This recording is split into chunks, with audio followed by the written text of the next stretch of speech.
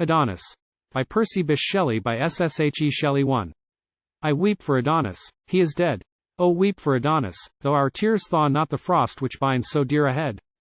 And thou, sad hour selected from all years to mourn our loss, rouse thy obscure compeers, and teach them thine own sorrow. Say, with me died Adonais, till the future dares forget the past, his fate and fame shall be an echo and a light unto eternity. 2. Where wert thou, mighty mother, when thy son lay, pierced by the shaft which flies in darkness? Where was lorn Urania when Adonais died?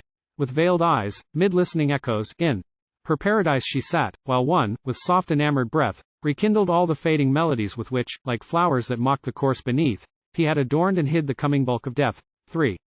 Oh, weep for Adonais. He is dead. Wake, melancholy mother, wake and weep. Yet wherefore? Quench within their burning bed thy fiery tears, and let thy loud heart keep, like his, a mute and uncomplaining sleep. For he is gone where all things wise and fair descend. Oh, dream not that the amorous deep will yet restore him to the vital air. Death feeds on his mute voice, and laughs at our despair. 4. Most musical of mourners, weep again, lament anew, Urania. He died who was the sire of an immortal strain, blind, old, and lonely, when his country's pride the priest, the slave, and the liberticide, trampled and mocked with many a loathed rite of lust and blood. He went unterrified into the gulf of death, but his clear sprite yet reigns o'er earth, the third among the sons of light. 5. Most musical of mourners, weep anew. Not all to that bright station dared to climb, and happier they their happiness who knew, whose tapers yet burned through that night of time in which suns perished. Others more sublime, struck by the envious wrath of man or God, have sunk, extinct in their refulgent prime, and some yet live, treading the thorny road which leads, through toil and hate, to fame's serene abode. 6. But now thy youngest, dearest one has perished, the nursling of thy widowhood, who grew, like a pale flower by some sad maiden, cherished, and fed with true love tears instead of dew. Most musical of mourners, weep anew. Thy extreme hope, the loveliest and the last, the bloom whose petals, nipt before they blew, died on the promise of the fruit, is waste. The broken lily lies, the storm is overpast. 7. To that high capital where kingly death keeps his pale court in beauty and decay he came, and bought, with price of purest breath, a grave among the eternal. Come away. Haste, while the vault of blue Italian day is yet his fitting charnel roof, while still he lies as if in dewy sleep he lay. Awake him not, surely he takes his fill of deep and liquid rest, forgetful of all ill. 8. He will awake no more, oh nevermore. Within the twilight chamber spreads apace the shadow of white death, and at the door invisible corruption waits to trace his extreme way to her dim dwelling place. The eternal hunger sits, but pity and awe soothe her pale rage, nor dares she to deface so fair a prey, till darkness and the law of change shall o'er his sleep the mortal curtain draw. 9. Oh, weep for Adonais. The quick dreams, the passion-winged ministers of thought, who were his flocks, whom near the living streams of his young spirit he fed, and whom he taught the love which was its music, wander not. Wander no more from kindling brain to brain, but droop there whence they sprung, and mourn their lot round the cold heart where, after their sweet pain, they ne'er will gather strength or find a home again.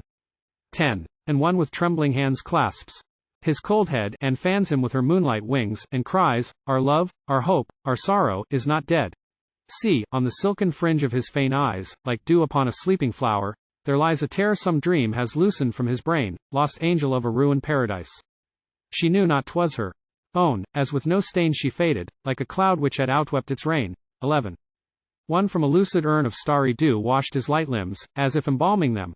Another dipt her profuse locks, and threw the wreath upon him, like an anadem which frozen tears instead of pearls begum. Another in her wilful grief would break her bow and winged reeds, as if to stem a greater loss with one which was more weak, and dull the barbed fire against his frozen cheek. 12. Another splendor on his mouthlet, that mouth whence it was wont to draw the breath which gave it strength to pierce the guarded wit, and pass into the panting heart beneath with lightning and with music. The damp death quenched its caress upon his icy lips, and, as a dying meteor stains a wreath of moonlight vapor which the cold night clips, it flushed through his pale limbs, and passed to its eclipse. 13. And others came, desires and adorations, winged persuasions, and veiled destinies, splendors, and glooms, and glimmering incarnations of hopes and fears, and twilight fantasies, and sorrow, with her family of sighs, and pleasure, blind with tears, led by the gleam of her own dying smile instead of eyes, came in slow pomp. The moving pomp might seem like pageantry of mist on an autumnal stream. 14. All he had loved, and molded into thought from shape and hue and odor and sweet sound. lamented Adonais. Morning sought her eastern watch tower, and her hair unbound, wet with the tears which should adorn the ground. Dim the aerial eyes that kindle day. Afar the melancholy thunder moaned, pale ocean in unquiet slumber lay, and the wild winds flew round, sobbing in their dismay. 15. Lost Echo sits amid the voiceless mountains, and feeds her grief with his remembered lay, and will no more reply to winds or fountains, or amorous birds perched on the young green spray, or herdsman's horn, or bell at closing day. Since she can mimic not his lips, more dear than those for whose disdain she pined away into a shadow of all sounds. A drear murmur, between their songs, is all the woodmen hear. 16. Grief made the young spring wild, and she threw down her kindling buds, as if she autumn were. Are they dead leaves? Since her delight is flown, for whom should she have waked the sullen year? To Phoebus was not Hyacinth so dear, nor to himself Narcissus, as to both thou, Adonais. Wan they stand in Sarah amid the faint companions of their youth, with dew all turned to tears, odor, to sighing Ruth. 17. Thy spirit's sister, the lorn nightingale, mourns not her mate with such melodious pain.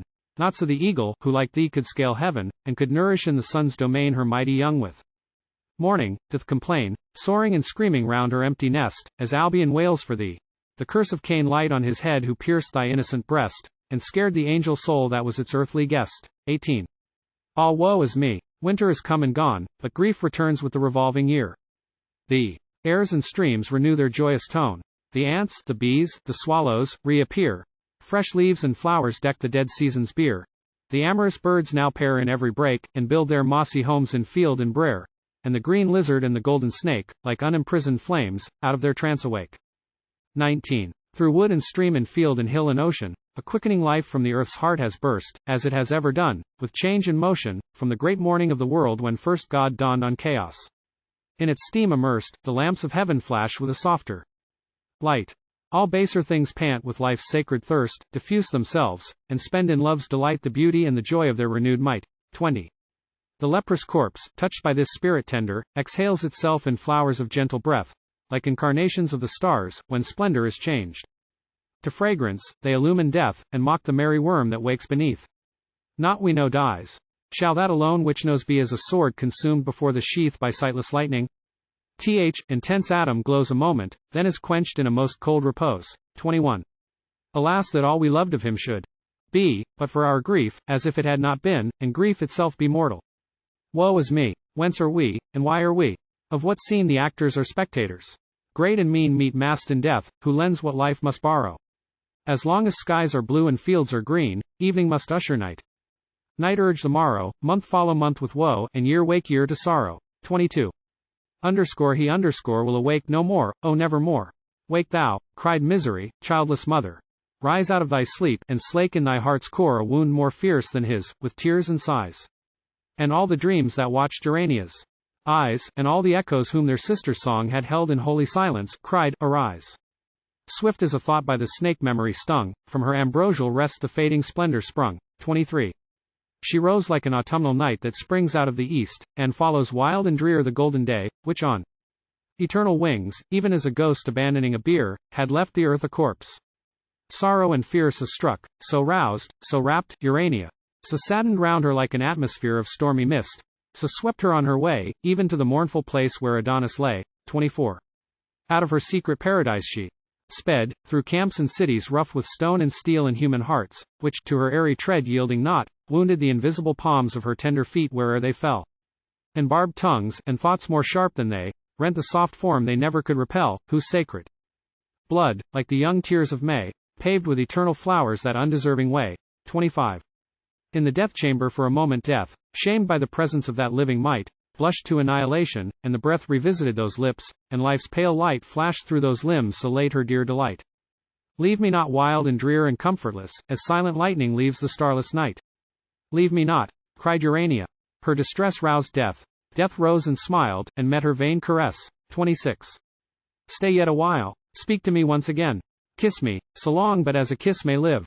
And in my heartless breast and burning brain that word, that kiss, shall all thoughts else survive, with food of saddest memory kept alive, now thou art dead, as if it were a part of thee, my Adonais. I would give all that I am, to be as thou now art, but I am chained to time, and cannot thence depart. 27. O gentle child, beautiful as thou wert, Why didst thou leave the trodden paths of men too soon, and with weak hands though mighty heart dare the unpastured dragon in his den? Defenseless as thou wert, oh where was then wisdom the mirrored shield, or scorn the spear? Or, hadst thou waited the full cycle? When thy spirit should have filled its crescent sphere, the monsters of life's waste had fled from thee like deer. 28. The herded wolves bold only to pursue, the obscene ravens clamorous o'er the dead, the vultures to the conqueror's banner true, who feed where desolation first has fed, and whose wings reign contagion, how they fled, when like Apollo, from his golden bow, the Pythian of the age one arrow sped, and smiled. The spoilers tempt no second blow, they fawn on the proud feet that spurn them lying low. 29. The sun comes forth, and many reptiles spawn. He sets, and each ephemeral insect then is gathered into death without a dawn, and the immortal stars awake again. So is it in the world of living men. A godlike mind soars forth, in its delight making earth bare and veiling heaven. And, when it sinks, the swarms that dimmed or shared its light leave to its kindred lamps the spirit's awful night. 30. Thus ceased she. And the mountain shepherds came, their garlands Sarah, their magic mantles rent. The pilgrim of eternity, whose fame over his living head like heaven is bent, an early but enduring monument, came, veiling all the lightnings of his song in sorrow. From her wild earns sent the sweetest lyrist of her saddest wrong, and love taught grief to fall like music from his tongue. 31. Midst others of less note came one frail form, a phantom among men, companionless as the last cloud of an expiring storm whose thunder is its knell. He, as I guess, had gazed on nature's naked loveliness Actaeon-like. And now he fled astray with feeble steps o'er the world's wilderness, and his own thoughts along that rugged way pursued like raging hounds their father and their prey. 32. Apart like spirit beautiful and swift, a love in desolation masked, a power girt round with weakness, it can scarce uplift the weight of the superincumbent hour. It is a dying lamp, a falling shower, a breaking billow. Even whilst we speak is it not broken? On the withering flower the killing sun smiles brightly. On a cheek the life can burn in blood even while the heart may break. 33. His head was bound with pansies overblown, and faded violets, white and pied and blue, and a light spear topped with a cypress cone, round whose rude shaft dark ivy tresses grew yet dripping with the forest's noonday dew, vibrated, as the ever-beating heart shook the weak hand that grasped it. Of that crew he came the last, neglected and apart, a herd abandoned deer struck by the hunter's dart. 34. All stood aloof, and at his partial moans smiled through their tears. Well knew that gentle band who in another's fate now wept his own. As in the accents of an unknown land he sang new sorrow, sad Urania. Scanned the stranger's mien, and murmured, "Who art thou?" He answered not, but with a sudden hand made bare his branded and ensanguined brow, which was like Cain's or Christ's. Oh that it should be so. 35. What softer voice is hushed over the dead? Athwart what brow is that dark mantle thrown? What form leans sadly o'er the white deathbed, in mockery of monumental stone, the heavy heart heaving without a moan? If it be he who, gentlest of the wise, taught, soothed, loved, honored, the departed one, let me not vex with inharmonious sighs the silence of that heart's accepted sacrifice. 36. Our Adonais has drunk poison. Oh what deaf and viperous murderer could crown life's early cup with such a draught of woe? The nameless worm would now itself disown, it felt, yet could escape, the magic tone whose prelude held all envy, hate, and wrong. But what was howling in one breast? Alone, silent with expectation of the song whose master's hand is cold, whose silver lyre unstrung. 37. Live thou, whose infamy is not thy fame. Live, fear no heavier chastisement from me, thou noteless blot on a remembered name. But be thyself, and know thyself to be, and ever at thy season be thou. Free to spill the venom when thy fangs o'erflow. Remorse and self-contempt shall cling to thee, hot shame shall burn upon thy secret brow, and like a beaten hound tremble thou shalt, as now. 38. Nor let us weep that our delight is fled far from these carrion kites that scream below. He wakes or sleeps with the enduring dead, thou canst not soar where he is sitting now. Dust to the dust, but the pure spirit shall flow back to the burning fountain whence it came, a portion of the eternal, which must glow through time and change, unquenchably the same, whilst thy cold embers choke the sordid hearth of shame. 39. Peace, peace, he is not dead, he doth not sleep. He hath awakened from the dream of life. 'Tis we who, lost in stormy visions, keep with phantoms an unprofitable strife, and in mad trance strike with our spirit's knife invulnerable nothings. We decay like corpses in a charnel, fear and grief convulse us and consume us day by day, and cold hopes swarm like worms within our living clay. 40. He has outsoared the shadow of our night. Envy and calumny and hate and pain, and that unrest which men miscall delight, can touch him not and torture not again. From the contagion of the world's slow stain he is secure, and now can never mourn a heart grown cold, a head grown grey in vain. Nor, when the spirit's self has ceased to burn, with sparkless ashes load an unlamented urn. 41. He lives, he wakes. 'Tis death is dead, not he. Mourn not for Adonais. Thou young dawn, turn all thy dew to splendor, for from thee the spirit thou lamentest is not gone. Ye caverns and ye forests, cease to moan. Cease, ye faint flowers and fountains. And thou air, which like a mourning veil thy scarf hadst thrown o'er the abandoned earth, now leave it bare even to the joyous stars which smile on its despair. 42. He is made one with nature. There is heard his voice in all her music, from the moan of thunder to the song of night's sweet bird. He is a presence to be felt and known in darkness and in light, from herb and stone, spreading itself where'er that power may move which has withdrawn his being to its own, which wields the world with never-wearied love, sustains it from beneath, and kindles it above. 43. He is a portion of the loveliness which once he made more lovely. He doth bear his part, while the one spirit's plastic stress sweeps through the dull dense world, compelling their all new successions to the forms they wear, torturing unwilling dross, that checks its flight, to its own likeness, as each mass may bear, and bursting in its beauty and its might from trees and beasts and men into the heaven's light. 44. The splendors of the firmament of time may be eclipsed, but are extinguished not. Like stars to their appointed height they climb, and death is a low mist which cannot blot the brightness it may veil. When lofty thought lifts a young heart above its mortal lair, and love and life contend in it for what shall be its earthly doom, the dead live there, and move like winds of light on dark and stormy air. 45. The inheritors of unfulfilled renown rose from their thrones, built beyond mortal thought, far in the unapparent. Chatterton rose pale, his solemn agony had not yet faded from him.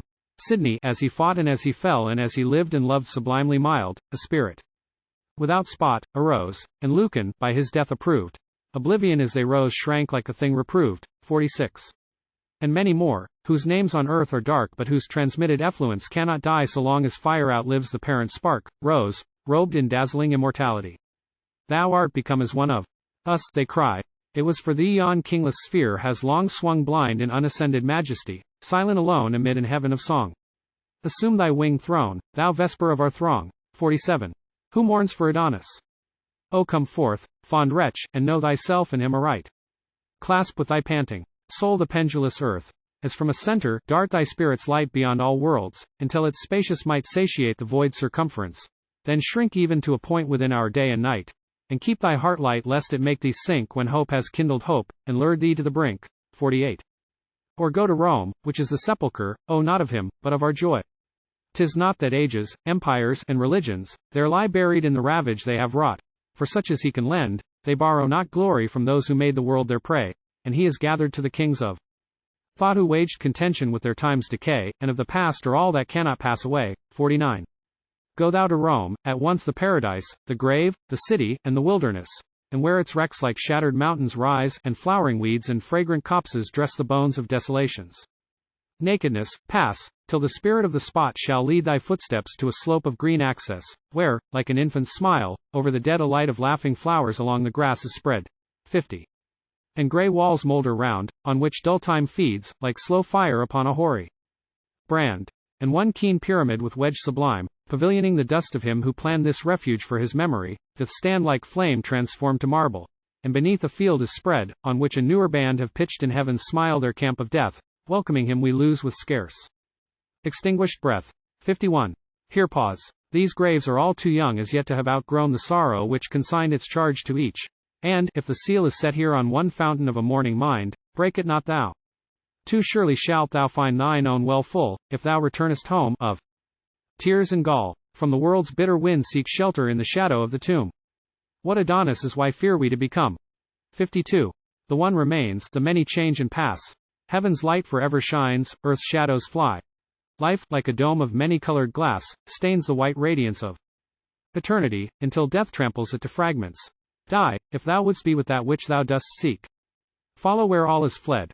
Rome's azure sky, flowers, ruins, statues, music, words, or weak the glory they transfuse with fitting truth to speak.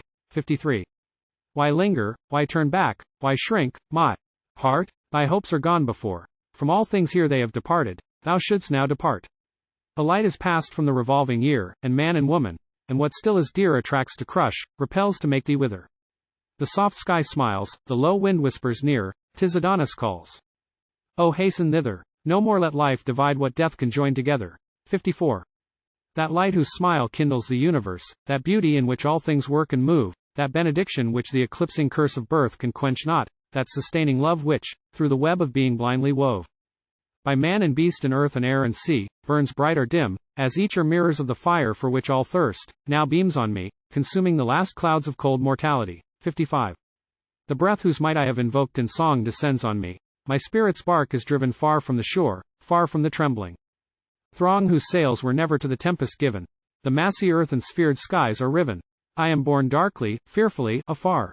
Whilst, burning through the inmost veil of heaven, the soul of Adonais, like a star, beacons from the abode where the eternal are.